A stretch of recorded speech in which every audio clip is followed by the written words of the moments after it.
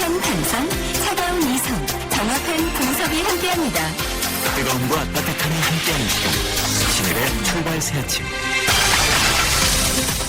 신일의 출발 새 아침 3부 순서 시작합니다.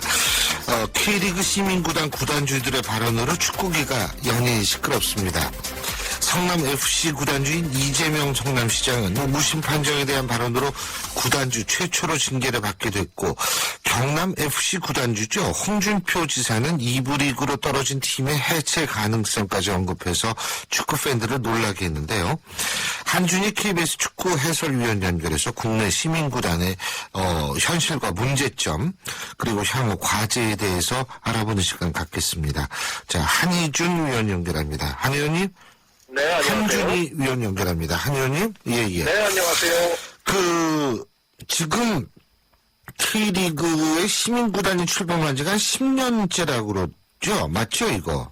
네, 대전을 필두로 해서 창단이 됐는데 사실은 대전이 1997년이니까 예. 10년이 좀 더 됐다고 봐야 될 것 같습니다.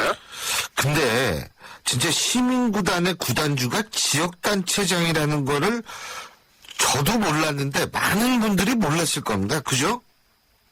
네, 사실 이제 우리 K리그 구단들에는 뭐 여러 가지 형태들이 있습니다만 뭐 대표적으로 소문이 나 있는 것은 역시 기업 구단입니다.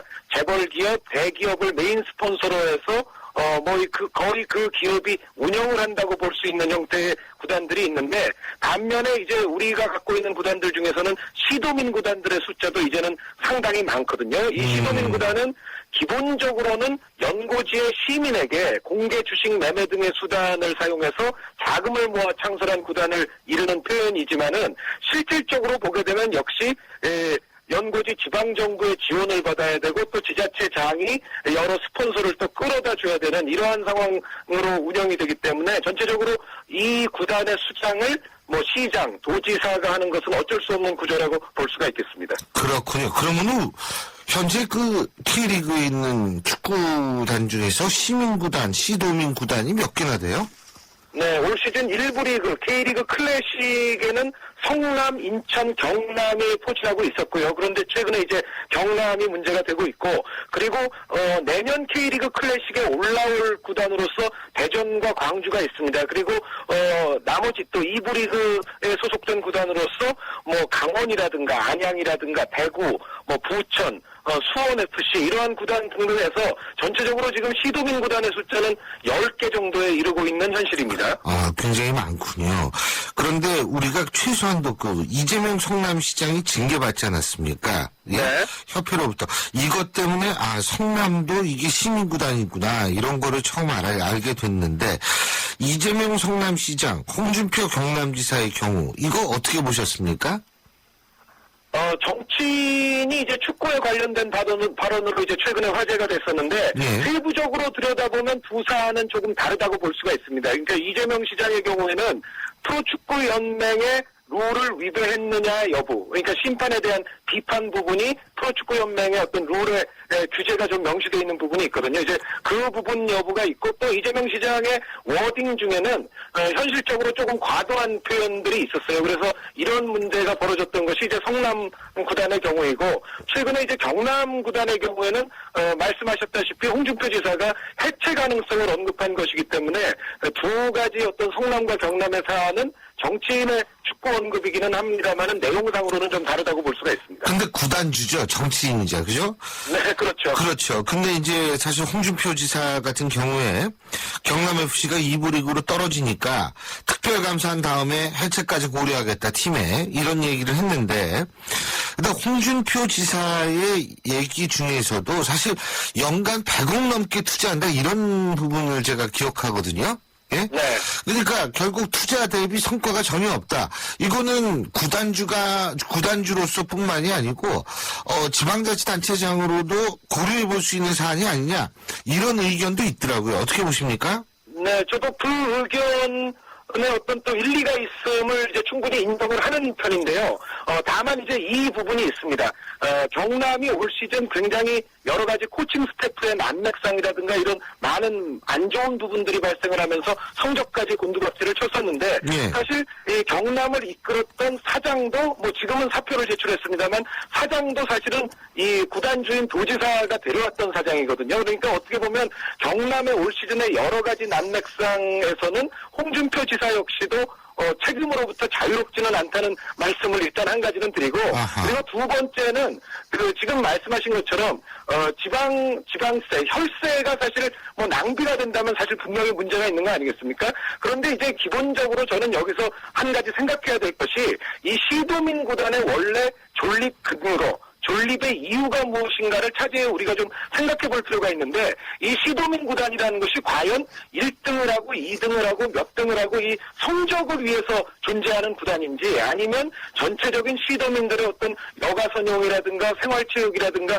이런 데 기여를 하고 시도민들의 어떤 복지와 행복을 증진시키기 위해서 있는 것인지, 만약에 후자 쪽의 어떤 기본 컨셉이라면 사실상 몇 등을 하느냐와는 상관없이 또 시도민 구단의 존재 가치는 분명히 있는 것이거든요. 이제 그런 측면에서 생각을 해보자면 홍준표 지사의 발언은 조금은 좀 심사숙고가 필요하지 않나 하는 생각을 하게 됩니다. 아, 그렇군요.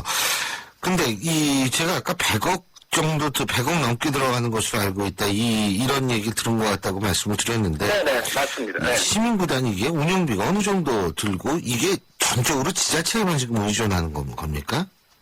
네, 통상적으로 지금 1부 리그 클래식에 있는 구단들은 홍준표 지사의 그 언급 정도의 액수가 소요가 되고, 예. 그리고 이제 2부 리그에 있는 구단이라 할지라도 이제 구단에 따라 좀 차이는 있습니다만, 예를 들어 40억에서 뭐 90억 이 정도 기준치 안에서 또 운영비가 들어가고 있거든요. 그래서 전체적으로 이제 가장 큰 문제는 바로 조금 전에 말씀드렸던 대로 이렇게 이제 혈세, 그리고 혈세가 아닌 뭐 스폰서라 하더라도 또 말씀드렸던 대로 지자체장이 끌어다 준 스폰서일 경우가 많기 때문에 사실상 이제 지역민들의 돈이 그만큼 투여가 된다는 이야기인데, 문제는 결국은 이 돈이 아깝지 않는 방향으로 이 구단이 운영이 되는 것인가. 이제 여기에 대한 어떤 합리적인 접점을 지금 축구계와 뭐 정치계 머리를 맞대고 좀 찾아봐야 되는 상황이 아닌가라는 생각이 들거든요. 비대면 경남의 문제뿐만이 아니고 다른 시도민 구단들도 이 시도민 구단이 지역의 행복이나 건강이나 복지의 증진을 위해서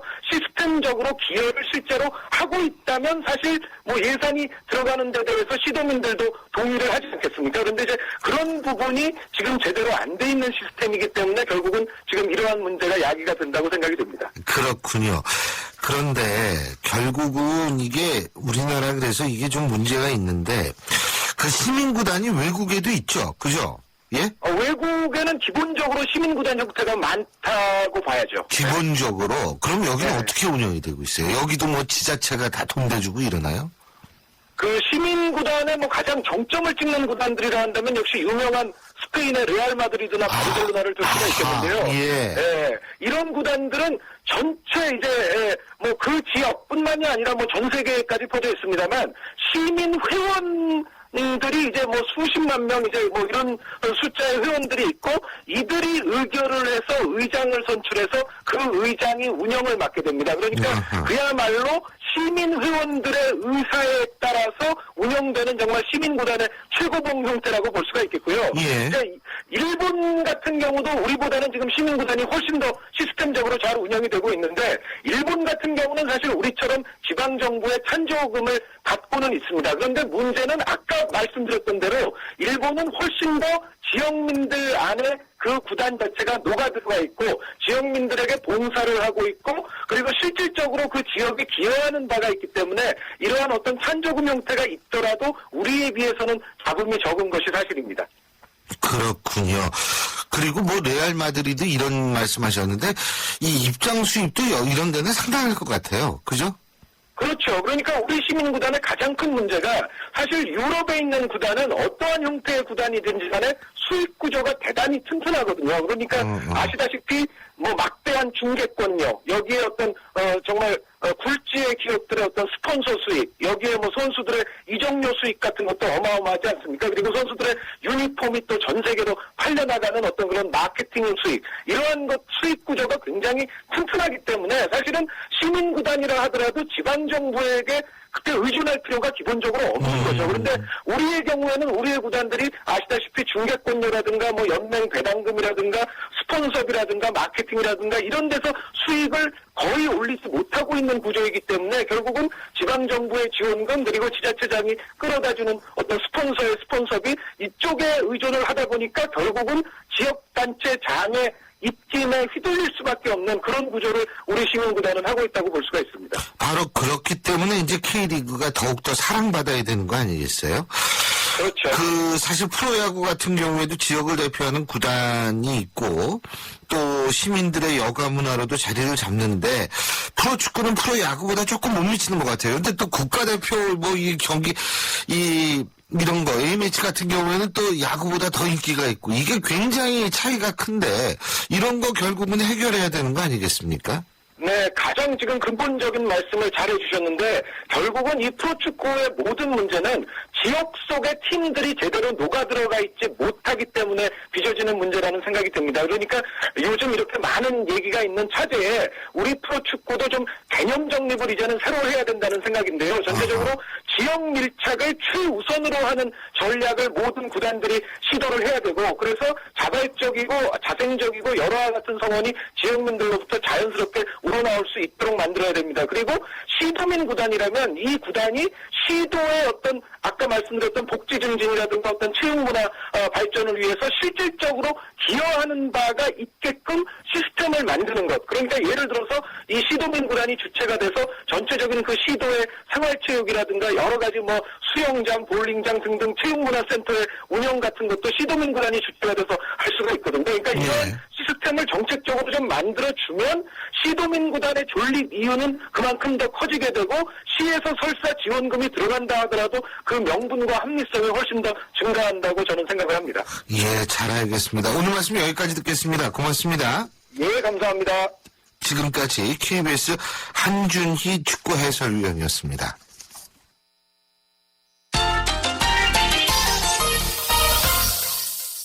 예, 스포츠 얘기만 계속하게 되는데 오늘은 스포츠 소식 알아보겠습니다. 경향신문 김세훈 기자 연결합니다. 김세훈 기자? 네, 안녕하세요. 그 국내 프로야구에서 최초로 200안 다친 서건창 선수 있지 않습니까? 네. 뭐 상은 당연히 받았겠지만 또 네. 연봉도 올라갔다 그러네요. 예? 네, 그렇습니다. 예.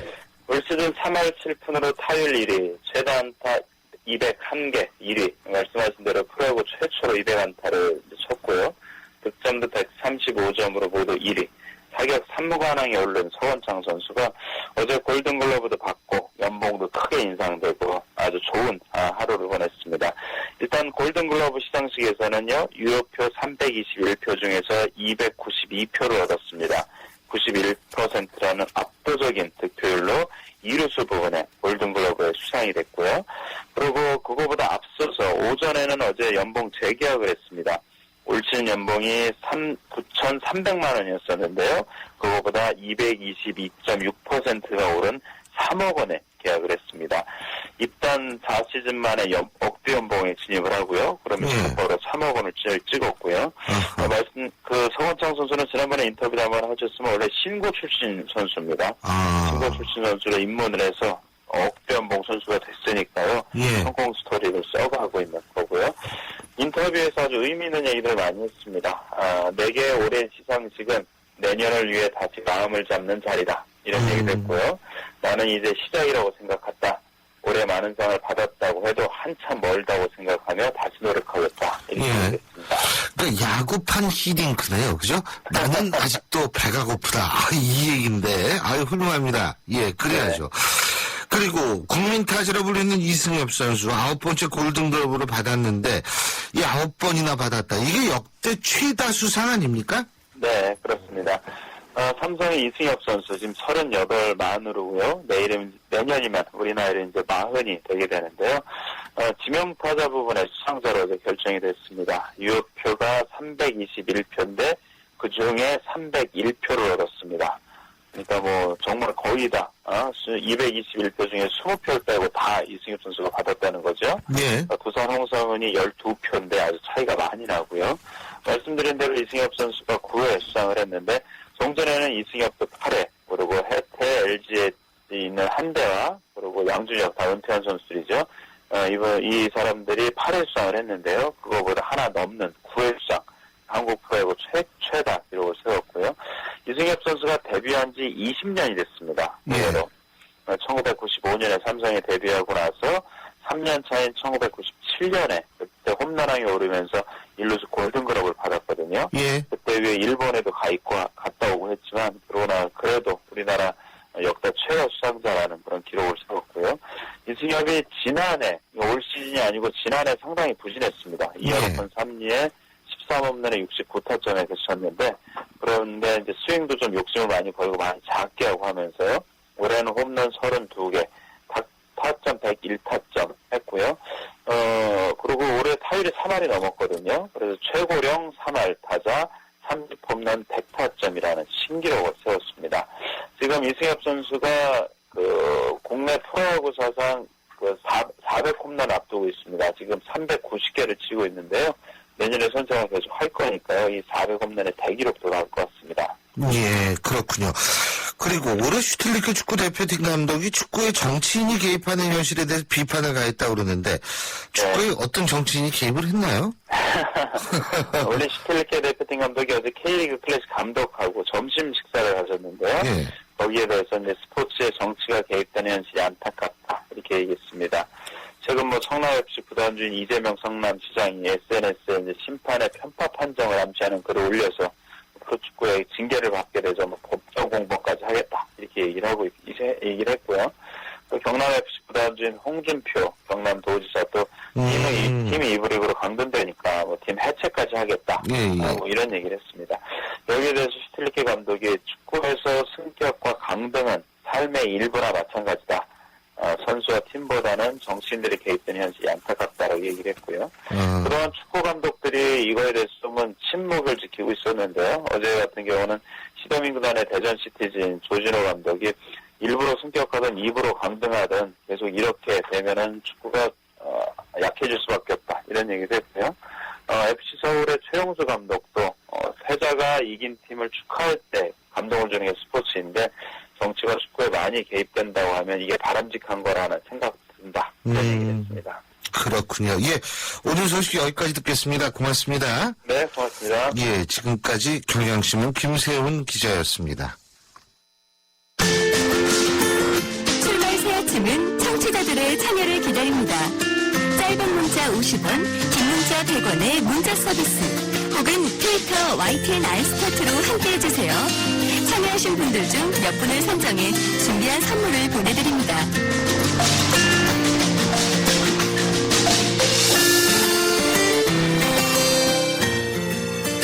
예, 북한에서 지난 5월에 아파트 붕괴가 있었는데요. 어제 일본 언론이 보도한 바에 따르면 10월에도 평양 시내에 있는 건물이 붕괴됐다고 합니다. 이 도쿄신문 보도인데요.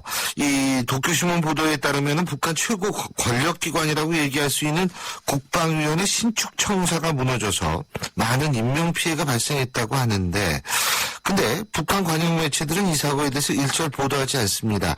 관련 이야기 아주 옛날에 탈북을 하셨었죠. 이 세계 북한연구센터 소장이시죠. 안찬일 박사 연결해서 얘기 들어보겠습니다. 안 박사님 안녕하십니까? 네, 안녕하십니까?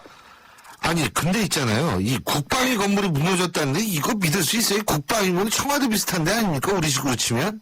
예, 그런 셈인데 100% 아직 확인된 바는 아닌 것 같습니다. 그렇죠. 예, 그래서 그동안 국방위가 이제 인민무력부 그쪽에 같이 사무실을 썼습니다. 왜냐하면 국방위가 크게 이제 조직이 넓은 게 아니고 반상설, 비상설 기구로 운영돼 왔는데 아마 장성택 초용하고 나서 그 마원춘이가 득세하면서 신청사를 짓기 시작한 모양입니다. 근데 이번에 그게 아마 무너진 걸로 발표되고 있는데 조금 더 확인이 필요한 것만은 사실입니다. 그러니까 이게 신축 청사냐, 신축 중청사냐 이거하고 좀 차이가 있지 않겠어요? 그렇죠. 이제 최근에 또 이제 북한이 국방위원회가 들어있는 인민무력부 총사, 그 다음에 국가안전보위부, 우리 국정원과 같은 총사를 전부 리모델링 했습니다. 한 3, 40년 됐기 때문에. 네. 그래서 혹시 리모델링 과정에서 일어난 사고가 와전된 것은 아닌가 이렇게도 보여지지만 어쨌든 국방위원회 총사도 필요하니까 공사가 진행됐을 수 있고 이것이 이제 공개 만약 안 했다면 북한이 뭐 평촌구역 같은 건 아까 말씀하신 대로 딱 공개하지 않았습니까? 네. 위성사진으로 찍혀서 공개되니까 할 수 없이 공개했지만 이 국방위원회는 아직 위성사진에 찍힌 것 같지 않고 그러다 보니까 또 북한이 이게 군사 일종의 통치기구니까 시크릿이 필요하고 그래서 아직 공개하지 않는 걸로 보여집니다. 근데요, 지금 만일 여기서 국방이 총사라고 가정을 했을 때요, 신축 총사라고 가정을 했을 때, 그리고 이게 무너졌다라고 가정을 했을 때, 인명피해가 많이 났다면 중요 인물들이 다 죽었을 가능성이 생기는 거 아니에요?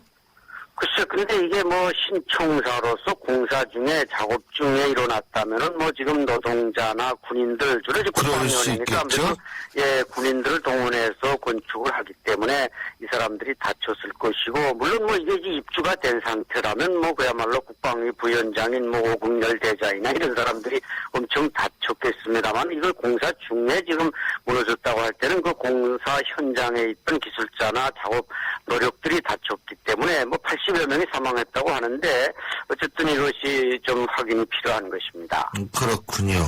근데 북한은 원래 이 소식을 전하는 게 좀 늦잖아요. 그죠? 네, 네, 그렇죠, 뭐, 예. 그러니까 이거는 언제쯤 보도가 될지는 모르겠습니다만 보도가 되긴 될 거라고 생각하십니까? 안 소장님께서는? 예, 요즘 북한에서도 뭐 이게 그 핸드폰을 많이 쓰고 카메라폰, 뭐 동영상 이동 이런 SNS가 어느 정도 이제 좀 구축이 됐기 때문에 아마 소식이 전해지면 북한 당국도 이에 대해서 발표할지 아니면 끝까지 그냥 이 현장을 또 해체하고 숨길지는 모르겠습니다만은 뭐 워낙 그 80여 명, 100여 명 가까이 사람이 죽었다면은 이 소식을 그렇게 손바닥으로 한 번에 덮어버리기는 어려울 것 같습니다. 근데 아파트 붕괴 때는 굉장히 많은 사람이 죽었다라는 얘기가 있었지 않습니까? 그렇죠. 이 지금 네. 80여 명보다는 훨씬 더 많은 숫자였었죠. 그죠?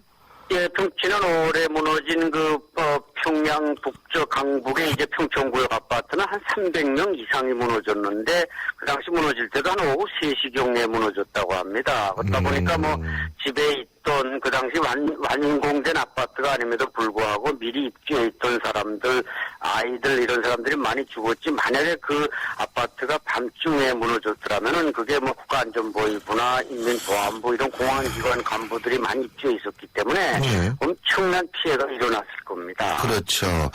이게 북한 근데 왜 이렇게 자주 무너져요, 이게? 예?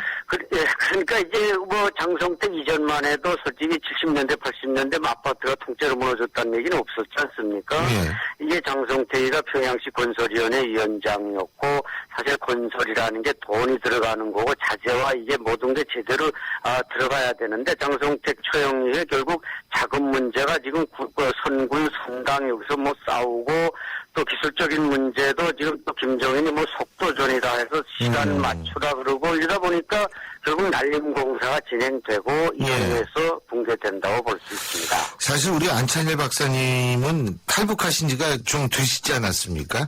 예. 안 박사님하고 저하고는 대학을 같이 다녔잖아요, 옛날에. 그렇죠. 예. 그렇지 않습니까? 예. 그러니까 우리나라에서도 사실 붕괴 사고 이런 것들을 다 겪으셨을 거 아닙니까? 네네. 근데 우리나라는 이렇게 붕괴가 있을 때 뭐 성수대교라든지 삼풍백화점이라든지 붕괴가 있으면 거기를 반면교사 삼아서 이제 조심해야겠다라 그러고 그런 것들을 안 하게 되는데 북한은 그런 학습 효과가 없는 것 같아요. 어떻게 보십니까? 그렇죠. 학습 효과가 발견되고 이것을 이제 빨리 시정하고 그런 게 반복되지 않도록 해야 되는데 예. 워낙에 뭐 북한의 건축 기술이나 이게 다 거의 군부대가 동원돼서 그냥 노동 집약적으로 짓기 때문에 그게 문제가 있고 그다음에 자재나 이런 것들이 상당 부분이 중국이나 이런 데서 들어와야 되는데 지금 뭐 에볼라다 뭐이다 해서 가뜩이나 북중 관계가 안 좋은 데다가 이게 자재 같은 게 잘 못 들어오고 이러다 보니까 또 당 쪽으로는 김정은이나 이게 자꾸 기한은 맞추라 그러고 전시용 건설물이 많은데 이러다 보니까 결국 사고는 전 계속 좀 앞으로는 아마 계속 반복되지 않을까 그렇게 보여집니다. 그렇군요. 그리고 요거 조금 다른 얘기인데 요 문제 하나만 더 여쭙겠습니다. 왜 탈북해가지고 라오스까지 갔다가 9명인가요? 그때 다시 잡혀서 북송된 북한 청소년들 있지 않습니까? 근데 북한이 어제 이 청소년들을 공개를 했는데 문제는 다 공개한 게 아니라 한 몇 명, 2명 일단 처형됐다라고 주장되는 2명은 빼고 공개를 했어요.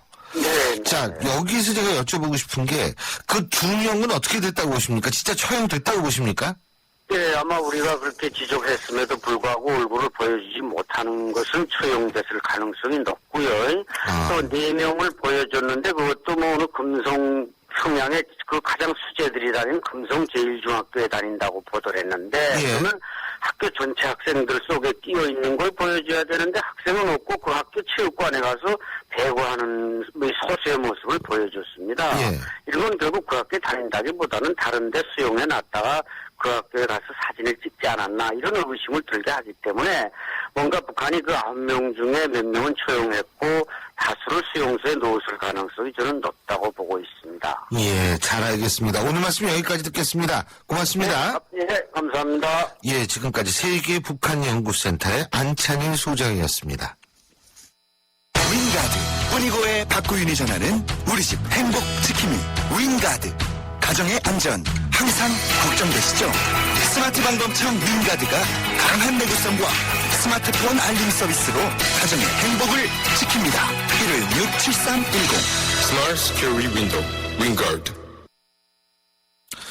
예, 연말에 YTN 라디오에서 준비한 이벤트가 많이 있습니다. 그중에서 첫 번째가 바로 다음 주 화요일이죠. 16일 화요일 오후 4시 저희 YTN에서 신율의 출발새 아침 공개 방송이 준비되어 있습니다.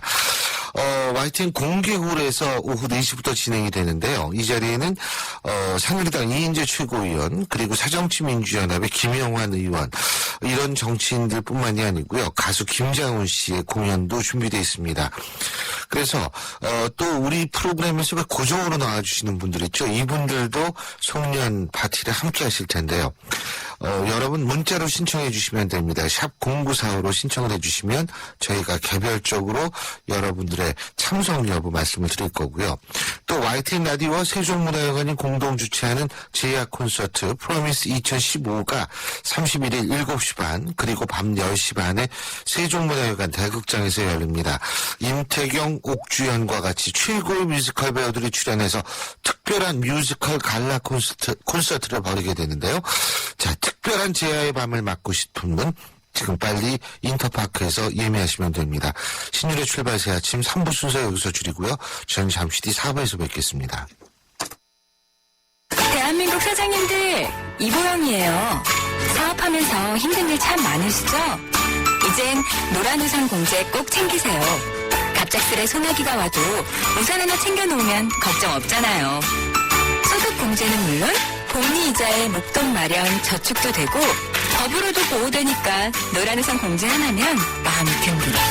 50인 미만 소기업, 10인 미만 소상공인 사장님이라면 누구나 가입하실 수 있대요.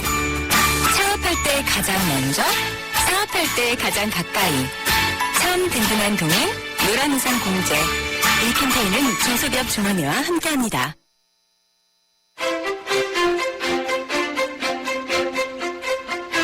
여러분은 지금 신율 교수가 진행하는 출발 새 아침을 듣고 계십니다. 신율의 출발새 아침 4부 순서 광고 듣고 시작합니다.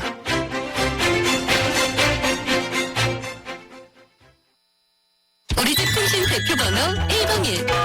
TVG 101로 인터넷을 101로 홍보이도 101로 모두 가입해 CCTV만 가도 101로 함께 101. 우리 집 통신은 101로 모두 다 해결해요. LG U+.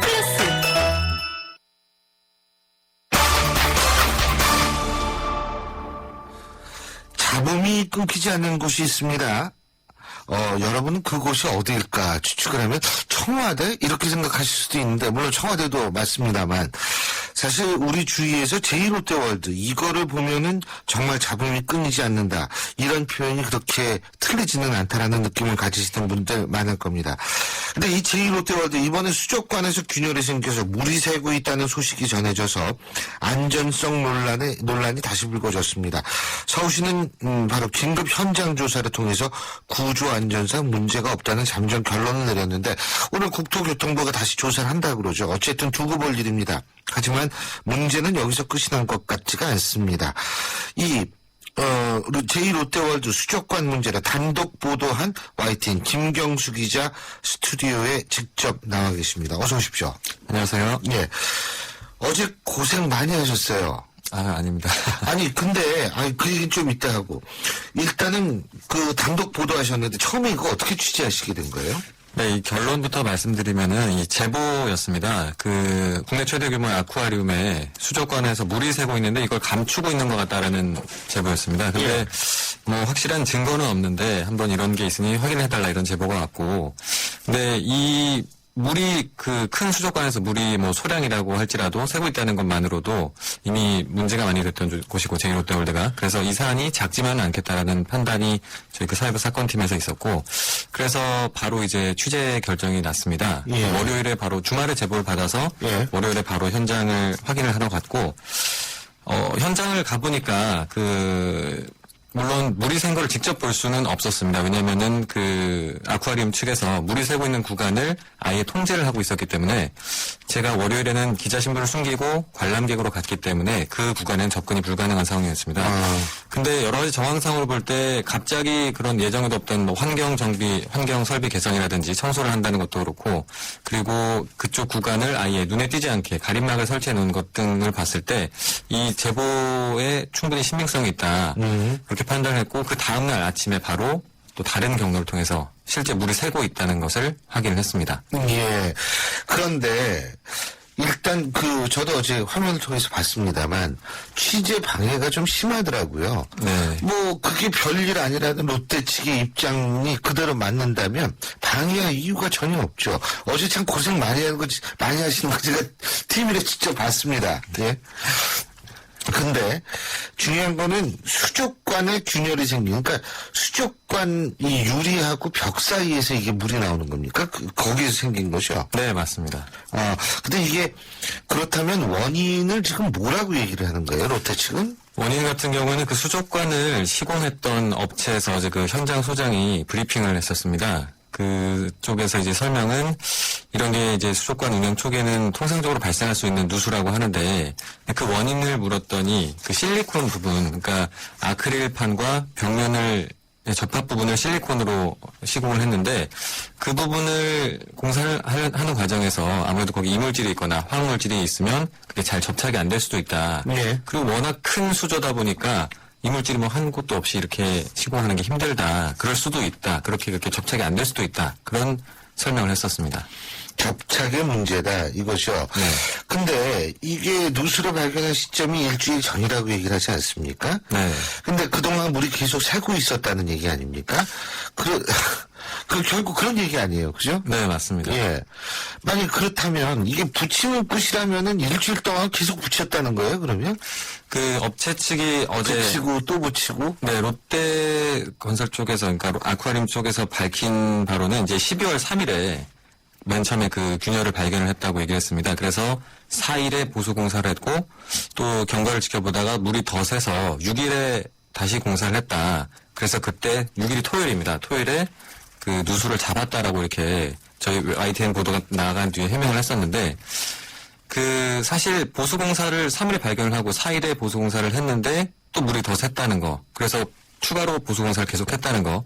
그리고 어제도 사실 그 현장 소장이 아직 공사가 완료되는 것이 아니다라고 얘기를 했는데요. 그 말인즉슨 계속 물이 새고 있다는 거고 어제 현장에 이제 기자들이 갔을 때도 분명히 그 롯데 측에서는 누수가 잡혔다. 보수 공사가 완료가 돼서 오전까지만 해도 그랬습니다. 소방서에서도 와서 누수 여부를 확인했었거든요. 근데 당시에는 물이 안 샜는데 저희 기자들이 또 현장에 갔을 때는 다시 또 물이 새고 있었다는 거죠. 근데요, 저는 이게 우리가 물론 전 롯데 측의 예의가 맞을 수도 있다라고 생각을 해요. 이게 수족관에선 흔한 일이다. 특히 이제 이거를 시공한 회사가 제가 알기로 외국계 기업으로 알고 있는데, 네. 이 뭐 흔한 일이다. 뭐 그럴 수 있겠죠. 근데 두 가지 문제가 있다고 보니까 첫째는 우리나라에서 롯데월드 아쿠아리움만 있는 것은 아니라는 거예요. 네. 코엑스몰에도 있고 63빌딩에도 있고 아쿠아리움이 많고 그리고 우리가 다른 지역 예를 들면 여수에도 있고 그리고 부산에도 있고 제주에도 있다는 거죠. 그렇다면 여기에서도 다 일상적으로 이렇게 물이 새느냐 흔한 일이라고 얘기할 수 있을 정도의 치고냐 여기에 첫 번째 의문이 있고 두 번째는 롯데월드를 제2롯데월드를 둘러싸고 너무나 많은 얘기가 있었잖아요. 뭐 석촌호수 물이 하루에 몇천 토씩 빠진다. 뭐 어디에 집안이 침하된다. 알고 보니까 그거는 뭐 지하철 공사 때문이더라. 아니다. 아직도 이런 논란이 있는 상태에서 이런 식으로 하니까 이게 사람들이 더 불안하게 생각하는 거죠. 그렇죠. 말씀하신 것처럼 지금 개장 전부터 시작해서 개장 후에도 뭐 생각나는 것만 대충 꼽아봐도 뭐 낙하물 추락 사고도 있었고 균열 발생했을 때도 그렇고 예. 여러 가지 잡음이 끊이지 않았기 때문에 이 문제가 더 오히려 더 관심을 받고 주목을 받는 게 아닐까 싶은데요. 거기다가 더 문제를 키운 점은 만약에 정말 그 수족관 업체의 설명대로 이게 정말 별일이 아니었다면 충분히 잡을 수 있고 통상적인 누수였다면 그 구간을 굳이 가려가면서까지 그리고 고객들에게는 어떤 일말의 공지도 없이 한마디 언급도 없이 그리고 오히려 물어봤을 때는 환경 뭐 정비다 청소다 이렇게 거짓말을 해가면서까지 굳이 그렇게 의혹을 키울 필요가 있었냐. 그리고 어제 취재 과정에서 그 롯데 측에 과도한 그렇죠. 그러한 제지까지 오히려 그런 게 더 의혹을 키우지 않았나. 안 그래도 이 사안에 대해서 굉장히 관심이 많은데 안전과 관련해서 오히려 그런 불필요한 대응들이 더 의혹을 키운 게 아닌가 그런 생각이 듭니다. 거기 그 롯데월드 아쿠아리움이요. 송파구 주민들은 깎아줘요. 할인을 해줘요. 근데 그 할인을 물론 송파구에 있기 때문에 할인을 해주는 그런 측면도 있겠지만 또 한편으로는 여러 가지 그동안에 누적된 문제 때문에 할인해 주는 거 아니냐 이런 얘기를 하는 분도 계시더라고요. 자, 문자 많이 보내주고 계십니다. 5788님 그렇게 총체적으로 문제가 생기기도 쉽지 않습니다. 이런 문자 주셨고요. 0371님 이건 경고입니다. 롯데 측 정신 차리고 이곳저곳 철저한 점검하세요. 또 여기서 이런 일이 있을지 몰라요. 0131님 어제 김 기자님 영상 잘 봤습니다. 고생하셨네요. 7711님 그쪽 동네가 뻘이어서 계속 문제가 일어났다고 하던데 정말인가요? 요거는 저희가 확인을 해봐야 됩니다. 이건 뭐 뻘이 아닐 가능성이 높고요. 그런데 여기가 또 문제가 되는 게 하나가 또 있죠. 뭐냐면 저희가 전병헌 의원하고 새정치민주연합 인터뷰를 한 적이 있어요. 네.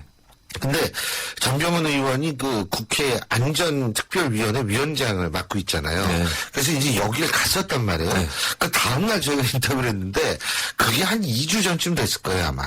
근데 그때 전병헌 의원이 뭐라고 얘기를 했냐면 아니 어떻게 된 게 아쿠아리움 밑에 변전소가 있냐. 그래서 이게 상당히 지금 만약 아쿠아리움에 누수가 생길 경우에 문제가 발생할 수 있다. 이런 얘기를 했는데 이거 지금 이 문제가 벌써 나왔어요. 그렇죠. 이미 과거에도 여러 차례 지적이 됐었던 거죠. 네. 그 말씀하신 것처럼 그 시공 단계에서부터도 그 상식적으로 전기와 물이 이렇게 가까이 있으면 좀 좋지 않을 거다라는 거는 그냥 상식적으로도 생각할 수 있는 부분이니까. 그럼요. 네. 예. 우리가 뭐 손 닦으면서 드라이를 말릴 수는 없는 거 아닙니까? 그렇죠. 네. 그런데도 불구하고 시공을 하면서 아쿠아리움이 들어섰는데 밑에 그 변전소가 15만 볼트 그 변전소가 들어선다는 거 자체만으로도 사실 굉장히 좀 의아스럽고 그게 과연 그 위치가 적절하느냐 이런 문제를 제기할 수가 있을 텐데 이 아쿠아리움 누수 가능성으로 그 전력 설비에 물이 들어가게 되면 굉장히 큰 피해가 올 수 있다 이런 지적도 이미 많이 있었습니다. 그런데 롯데월드 측에서는 이 변전소가 바로 아쿠아리움 직 하부에 있는 게 아니고 그리고 여러 겹으로 방수 처리를 했기 때문에 문제는 없을 거다라고 얘기를 하고는 있지만 그 안전 문제라는 게 사실 뭐 최악의 경우도 항상 고려를 해야 되고 특히나 어떻게 보면 이번 사건으로 더 이게 문제가 현실화됐다고 볼 수 있는 게 그렇게 통상적인 누수가 발생하는 게 수족관이라면 정말 그곳에는 변전소 위에는 아쿠아리움이 들어와서는 안 되는 게 아니었나. 예. 이런 반론을 제기할 수도 있을 것 같습니다. 더군다나 15만 4천 볼트급 변전소라고 그러더라고요. 네, 맞습니다. 그러니까 어제 지상파 그러니까 이 방송 뉴스에서 익명을 요구한 관계자의 얘기가 나오더라고요. 자기네도 공사하면서 사실 이래도 되나라는 생각을 했다라는 얘기를 한 적이 있는데 네. 이제는 근데 이걸 다 지어놨으니까 어떻게 할 수가 없는 거 아니에요. 네, 맞습니다. 그러니까 이게 허가 과정부터가 저는 굉장히 궁금해진다라는 얘기밖에 할 얘기가 없을 것 같아요. 네, 맞습니다.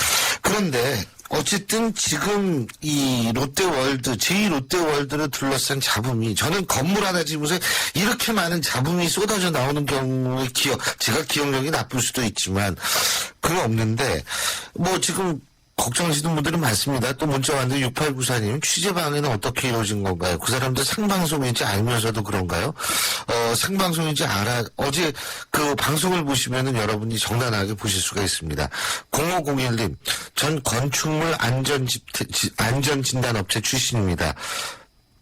대한민국 건물 중에 멀쩡한 거 별로 없습니다. 아유, 왜 겁주시고 그러십니까? 3633님, 또다시 사고가 터져야 정신 차리려나, 문제다 풀려고 하지 말고 제대로 진단해주세요. 이런 얘기인데요. 그러니까 카메라 딱 들이대니까 그쪽에서 그냥 온 거예요. 아까 여기. 네, 지금 질문을 하셨는데, 네. 사실 사실 이런 일은 늘상 있는 일입니다. 그러니까 좋은 일도 아니고 사실 그렇죠. 안 좋은 일을 보도할 때. 사회부에서 좋은 일 취재하러 가시겠어요? 네.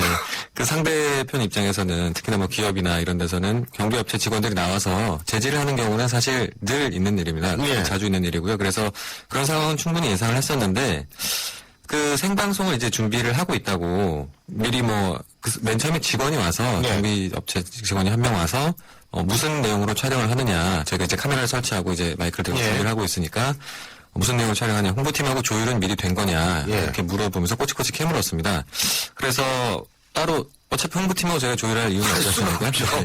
그래서 홍보가 아닌데 그게. 네.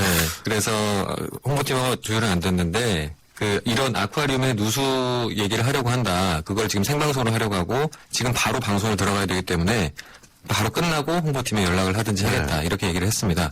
그래서 일단 방송이 시작됐고 그냥 잘 넘어가겠거니 했는데 잠시 있으니까 주변에 사람들이 몰리면서 점점 이렇게 가까이 오는 겁니다. 설마 했습니다. 사실 이런 경우가 많기 때문에 그전에도 제지를 하는 경우가 많기 때문에 이러다가 말겠거니 했는데 아예 이렇게 카메라를 가리고 들어오는 건 정말 생방송 도중에 그것도. 네, 이미 생방송이라는 걸 다 알고 네. 있었고 기자가 얘기를 하고 있는 상황이었는데 그걸 카메라를 그냥 손으로 들고 막무가내로 들어오는 걸 보면서 저도 굉장히 당황을 했었습니다. 사실 그런 경우는 정말 처음 듣도 보도 못한 경우라서 이렇게까지 막무가내로 막는 이유는 뭔가 이 시청자들이 많이 보고 있는데 이런 생각이 드니까 오히려 더 이게 의심이 가고 뭔가 문제가 있는 게 아닌가 이런 의혹을 더 강하게 키우지 않았나 그런 생각이 그렇죠. 듭니다. 그리고 이게 일상적인 누수라고 얘기를 한다면 사실 그거 자기네가 떳떳이 얘기를 하면 되지 그렇게 취재 방해를 하는 이유도 사실 없을 것 같은데 어쨌든 지금 제2롯데월드로 둘러싼 잡음이 끊이지 않고 있는데 어떤 우려가 있을 거라고 생각을 하십니까? 자방 같은 경우는 지금 전반적으로 아까도 잠깐 말씀하셨지만 이 공사 같은 게 좀 너무 급하게 진행되는 감이 없잖아 있다. 실제 공사하시는 분들도 그렇고 말씀을 들어봐도 알게 모르게 그런 얘기들이 많이 나오고 있습니다. 며칠 만에 한 층씩 쑥쑥 올라간다고 그러더라고요. 그렇죠. 네. 그리고 좀 서두르는 감이 없잖아 있다. 왜냐하면 연말 시즌이라든지 그런 걸 맞추기 위해서 공사를 서두르는 얘기들이 있다. 그런 얘기들도 또 추가로 들을 수가 있었거든요. 이번 취재를 하는 과정에서. 그런 것들을 볼 때 자꾸 계속 이렇게 문제가 나오는데 사실 지은 지 얼마 되지 않은 건물이지 않습니까? 글쎄요. 문제가 생긴다는 것 자체가 좀 어떻게 보면 상식적으로 이해가 안 되고 예. 그리고 더 문제는 그런 문제들이 발생했을 때 이 대응이 예. 자꾸만 더 걱정을 키우고 차라리 솔직하게 인정을 하고 그에 대한 대책을 강구하겠다. 투명하게 공개를 하겠다. 이렇게 나오면 한번 믿고 맡겨볼 수라도 있을 텐데 그게 아니라 계속 이렇게 숨기려고 하고 은폐하려고 하고 거짓 해명을 하면서 앞으로 또 어떤 문제가 발생할지 사실 좀 많이 걱정이 되는 부분입니다. 그렇습니다. 이것이 그러니까 저희가 롯데월드 측을 어떻게 폄훼하거나 이런 생각은 전혀 없습니다.